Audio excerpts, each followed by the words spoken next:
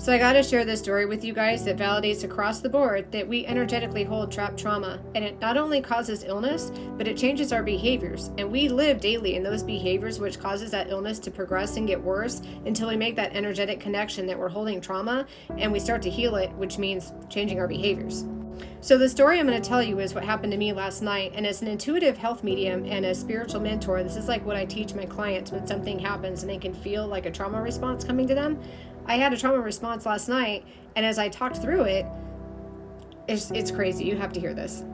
So I'm sitting there watching TV and eating dinner. It's a Saturday night. Life is good. I'm minding my own business. There's literally nothing going on. And out of nowhere, I get this insane panic attack. I start sweating. I start shaking. I get that like groggy, like funky feeling. My mouth starts watering like I'm going to throw up. I get this really heavy emotional purge like I need to cry. My chest got really heavy, like the whole 9 yards.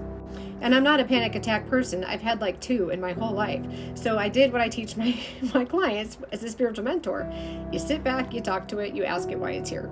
So that's what I did. I literally sat back, I pushed my dinner plate, and I'm like, what's your name? Why are you here? Because the name will tell me what it's connected to in trauma. So I asked for a name. I'm like, what's your name and why are you here? My dad's name came through. So my dad passed in 2020, and you can see my face getting redder as I share this story because my body's remembering it. So bear with me, I'm going to start sweating. So my dad passed in 2020, so I was like, okay, that's what this has to do with. So I look at the date on my watch. It made sense. It clicked instantly.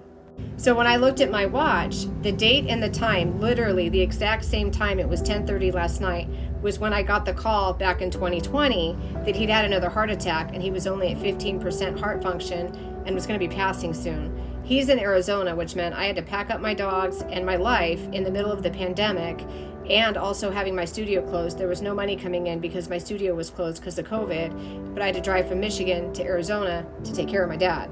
Now, when I tell you every symptom I felt last night was the exact same symptom I felt at the time of the phone call, and then me feeling like I needed to pack up my dogs and head out, and this panic rush feeling that had me shaking and feeling emotional, I was reliving the experience of that phone call. Now this gets absolutely amazing because as I'm sitting here talking to my dad and I'm working through this trauma response that was from 2020 when I got the phone call of him being close to passing, my friend who's editing my book that I'm publishing in a few weeks messages me. She's reading the chapter on my dad. Now this chapter explains his passing, and then the following chapter explains me driving across country again to Arizona to spread his ashes next to his mother's grave. And she tells me, she's like, Chanel, I just have to tell you, I'm reading the chapter on your dad and he keeps coming through. He just wants you to know how proud of you he is. He keeps telling me, tell Chanel how proud I am of her. Now in the next chapter, that's what I talk about, is my dad, how he used to come into my room in the morning before work and tell me he was proud of me.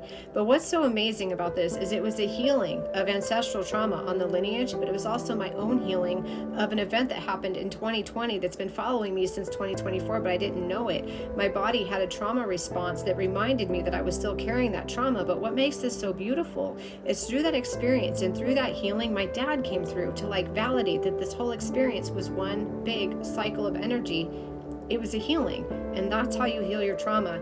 You change your habits, you change your behaviors by learning to talk to your symptoms so they can tell you your story, so you know where to let things go and you know what to connect to so you can heal.